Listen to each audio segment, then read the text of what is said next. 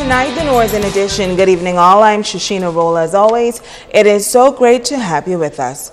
Topping news tonight, Hurricane Joaquin has weakened slightly as the eye passes near San Salvador, but hurricane conditions will continue over the central Bahamas for the next several hours. At 5 p.m., the center of Hurricane Joaquin was located 15 miles west-northwest of San Salvador, 25 miles north-northeast of Rumkey, and 45 miles east-southeast of the Bight Cat Island.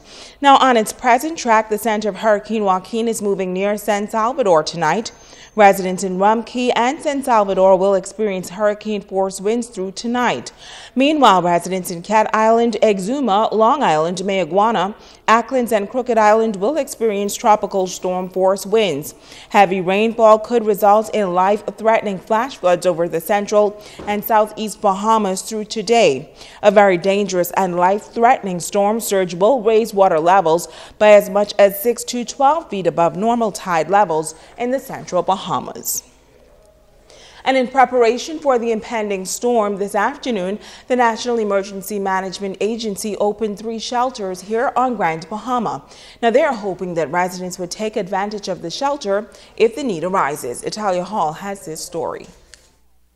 Given the uncertainty in the movement of Hurricane Joaquin, NEMA decided to roll out 3 shelters here on Grand Bahama: the 8 Mile Rock High School Gymnasium for residents of the West, the Maurice Moore Primary School for those residing in East, and the St. George's Gymnasium for residents of Freeport and surrounding areas.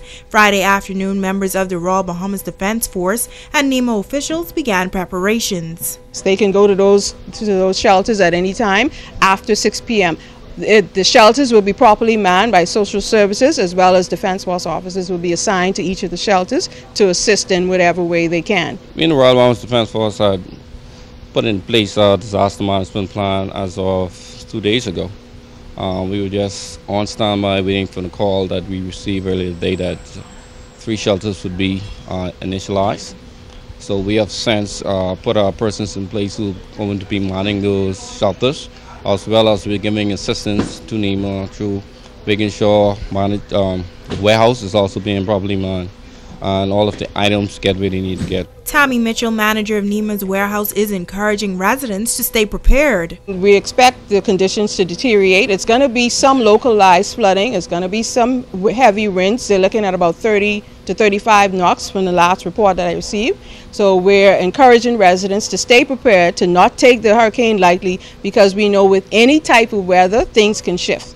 Mitchell is advising persons in the eastern end of the island to evacuate if there is any sign of flooding in their homes. We want to advise you that if you think that your home is not going to be a safe environment for you to be in, to please, this is the time to make your preparations or to get out of the eastern end of the island. And we're talking specifically from persons from Swedenski all the way down to Freetown and right into the city of Freeport, where you will be accommodated at the Maurice Moore Primary School.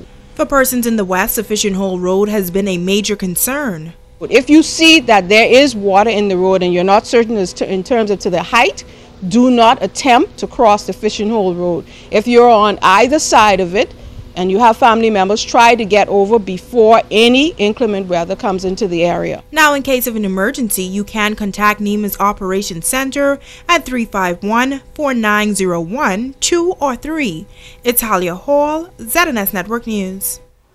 Well, in the meantime, the Grand Bahama Power Company says it has activated its emergency service restoration plan and its emergency response team, which will enable them to respond safe and efficiently if the need arises. The power company doesn't plan to perform a planned shutdown of its systems, but will provide power to all consumers as long as wind speeds and safe operations allow. Now, the power company is urging customers to prepare for the impact of the pending storm and to make safety the first priority, adding that in the event of inclement weather, consumers should stay indoors as there may be flooding, downed power lines, as well as trees. And officials saying the time of a storm preparation is key. And while Grand Bahama isn't in the direct path of Hurricane Joaquin, residents are moving to prepare. And as we hear in this report today, the rush was on for the all-important commodity. That's water. John Davis Roll has this report.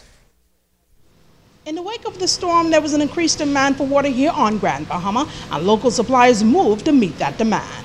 Residents on Grand Bahama were out early, and so were operators of the various water depots. Demand is really high for water. When I get here this morning, I mean cars lying off, just waiting. We ready. All we have is water, so we could keep up. It's normally 8 to 5, but we stay open till 8 to 5:30 yesterday, and people are still coming after 5. How many locations do you have? 3 locations, 8 Mile Rock, Car Road, and Queens Highway. And all of them have been busy? All of them being busy. The rush was on for this precious commodity called water, and locals say they were determined to stock up. My house is very secure with water every day. I make sure, even not only for hurricane purposes, but for household purposes, that my house stays supplied with water. The worst thing is to be kept unprepared, and we know the last time Hurricane Floyd and Hurricane Jane came to the island, there was such a panic and such a scamper for the things that you needed even after the fact. And when it is in low supply, then that creates a whole lot of problems. Meanwhile, residents say their thoughts and prayers are with those who live in the storm-ridden areas of the Bahamas as they experience the impact of this powerful Category 4 hurricane. Our family islands is not as structured and not as built up as some of the other islands, so we are certainly in constant prayer for them. Remember the last set of storms? People slunk and say it coming. Oh, it ain't coming, but it coming. Joan Davis Roll, ZNS Network News. Now, water isn't the only commodity in demand. For the past few days, Grand Bahamians have flocked to the local food stores to get supplies just in case Hurricane Joaquin comes this way. Residents say you can never be too prepared and you should never underestimate Mother Nature. Grand Bahamians know all too well the impact of a devastating hurricane. While Hurricane Joaquin may not be directly in our path, many residents say they are leaving nothing to chance and have flocked to the local food stores to pick up last-minute items just in case there is a shift in the storm's direction. Tuna, You got enough water? No, I'm going to get water right now. Are you nervous that this storm we may get some effects of the storm? No, not after watching it all day. They say it may turn to the north, so I'm hoping for that. I'm praying for that. Some canned stuff, but I'm always prepared. I have the groceries and stuff at home all the time. I think the only thing we're going to get is some water, some rain, heavy rains, but I don't think we're going to get anything else because my last check, it looks like it's going further north, so I don't think we're going to get much. I'm not afraid, but just getting prepared. Well, just some bread items and tuna and water and a couple other eggs and stuff. What I bought was waters and easy to make stuff, like without just in case the power go out. Yeah, because I have 2 young boys living with me and I need to have them ready and equipped. I always take the storm serious, always, because you never know. You might not prepare, and at the last minute I just went and get batteries for my light because Freeport power goes off without notice. So when it goes off, then you're in trouble if you're not ready. For one local pastor, he is concerned about those who may be homeless or need shelter.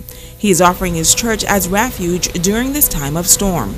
We have a New Apostolic Church of God in Pinedale, but I don't know for the next people who don't have no church, but I invite chrétiens ici or Bahamian or whatever, you could, if they don't have no place to live, they can go in my church, the New Apostolic Church of God. Residents say the point is you can never completely predict a storm or its effects, and the key is to always be prepared. You should always be prepared because you never know when it could switch and turn back, and then, if you're not prepared, you got to run around and do last minute stuff and you catch all the long lines.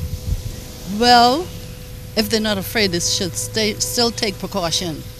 It's a wise thing to do because sometimes the storm is much worse than you think. So I would suggest to take precaution in any event. Better to be safe than sorry. The preparation we should be prepared for is the Lord's coming. That's what we need to be prepared for. Everybody running and hustling around and stuff for the hurricane. We need to be prepared for when Jesus comes.